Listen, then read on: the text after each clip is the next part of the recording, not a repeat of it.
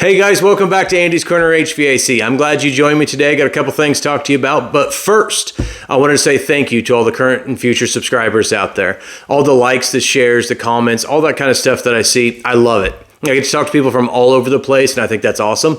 So if you're not already subscribed, go ahead and do so. That way you can be part of the community and see all the future videos coming out and that kind of stuff. So if you're not subscribed, hit the button. It's YouTube. You know how to do it. It's not that hard, but it really does mean a lot. The other thing is, if you follow the videos regularly, you know that Andy's Corner HVAC will be going to print pretty soon. First edition books will be ready to release shortly. As soon as they're ready for purchase, there will be links in the bio of the channel as well as links in the description of each video that comes out. So be on the lookout for that. As soon as it's here, as soon as it's ready, the next one's on its way. Hey guys, do you think you have a failed igniter in your furnace? Maybe, maybe not. First things first, you got to check it. If you ever seen one of these before, this is an HSI or hot surface igniter. It's a pretty simple device, really. All it is you got two wires coming down. Most, not all igniters are 120 volts. There are some 24 volt igniters out there, or there used to be. I don't think there's that many left anymore in your modern residential gas furnace anyways. But what that is, it has two wires at the bottom, got 120 volts coming in. The upper or the middle portion there, that white porcelain, that is basically just an insulator. Porcelain is a high temperature insulator. That way it cannot short out, arc, or rub against anything, whatever. But that porcelain there cannot be cracked. It cannot be damaged. It cannot be deformed, anything like that. So if you drop it, you're probably going to break it. Then you're going to be in trouble and you're going to need a new one. You'll also notice as I'm handling this thing, I'm not going to touch this upper portion here because this igniter happens to still be a good igniter. And if you go rubbing your grubby little fingers all over it, touching it and everything else, the oil from your fingertips will leave hot spots on there and it will fail. Probably not immediately, but it will shorten its lifespan, so we don't want to do that. The upper portion up here does have to have resistance against it, or resistance through it, I guess I should say.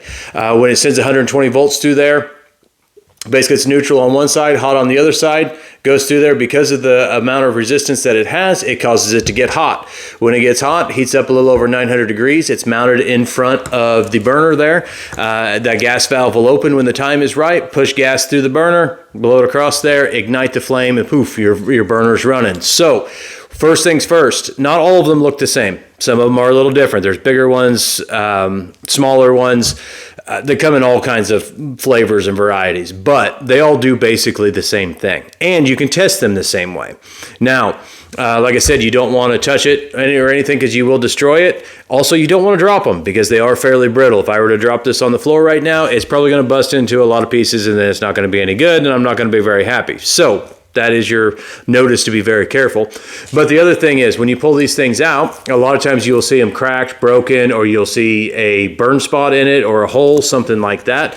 I personally do not like to go off of visual inspection only. A lot of times, yes, half of it will be gone. It'll be laying in the bottom of the furnace, or part of it will be missing altogether, something like that. Yeah, that's an obvious one. But for the most part, as far as hot spots or little arc spots in them, anything like that, I don't personally like to go with just visual inspection. Somebody told me a long time ago, if you're not testing, you're guessing. I hold true to that to this day and probably will as long as I do any kind of service work. So that igniter itself, you have to test the resistance in it. All you need is a handy dandy little meter.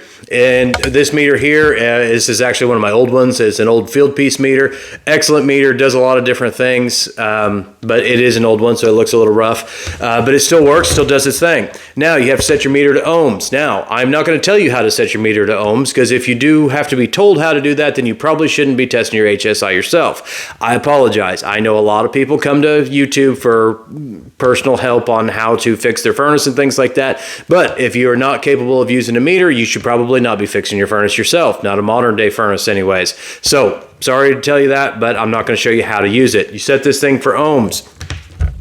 Once you do that, you need to take the two leads from your meter. You'll take those, and on the meter, if you touch them together, you'll see it reads a number. When they're apart, it reads OL. OL means out of limit, so it's not reading any resistance whatsoever. If I put them together like that, it should read 0. 0 is direct continuity. Now, we don't want direct continuity because, like I said before, you got 120 on one leg, you got a neutral on the other leg. If you were to put those two directly together, 100% together, it will arc and spark. It'll probably either blow the tip off that, it might blow the breaker, depends on which happens first. Either way, you don't want that. So you want some resistance through there, but cannot be a direct meet up there. So you want to read some numbers. So you take your 2 meter leads, the wires come out each end, put one in each wire, and we should read some resistance. Like this one, I don't know if you can see that or not, says 57.3, 57.1. Go with that, 57.1. So 57 ohms is what you're reading in there. That thing still has resistance, but it's not, so it's obviously not open. It's obviously not a direct short because it doesn't read 0. If you read OL, it means it's open. It means the igniter is no good. If you were to read 0, it's going to be no good. You're probably not going to find that very often, but either way, if you pull your igniter out there because you think the igniter's not working and you read resistance on there, like this one reads around 50. Now, different style of igniters, different brands of igniters are going to read a little bit different. But if you pull that out and you don't read numbers, there's a problem. Now, if you do read resistance through there, then obviously your igniter is okay, and you probably need to look at something else. I do have another video out there about looking at symptoms versus the actual problem. You know, sometimes that igniter doesn't come on, but maybe it's not the igniter's fault. Maybe there's something preventing it from happening. I do also have another video out there on sequence of operation of a gas furnace. Everything has to happen in a step. One thing has to happen before the next will happen before the next. HSI or your igniter is in one of those steps or in that series of steps. So it may not be the igniter's fault. Either way, we got to test it to know, right? I don't necessarily recommend just pulling it out right off the bat if the furnace won't come on, but if you get to that point in the sequence of operation and the igniter is not coming on, it probably is time to check it. First, before you do the ohm test, I would always check for voltage. Where your leads come out, normally there's another set of leads that come out and that the HSI actually plugs into. Unplug your HSI, plug your meter into those leads, start the furnace up, see if you get 120 volts. If you do not get 120 volts, it's not the igniter's fault for not coming on. If you do get 120 volts, when this is plugged in and the igniter still does not come on, it very well could be the igniter's fault. At that point, it's time to check it to see if it needs to be replaced. Other than that, HSIs are very simple. They're very common problems with furnaces. The modern ones are doing a lot better than what the older ones were. This is actually an older style one. You see that they call them flat HSIs because it is flat in its shape and form. They are more brittle. They were more prone to fail than what some of the new ones are. A lot of the new stick igniters, they will last a very long time. But as far as checking them or determining if they're good or not, they're the same way. So if you have any questions, hit me up in the comments. Otherwise, please subscribe while you're at it and have a great day.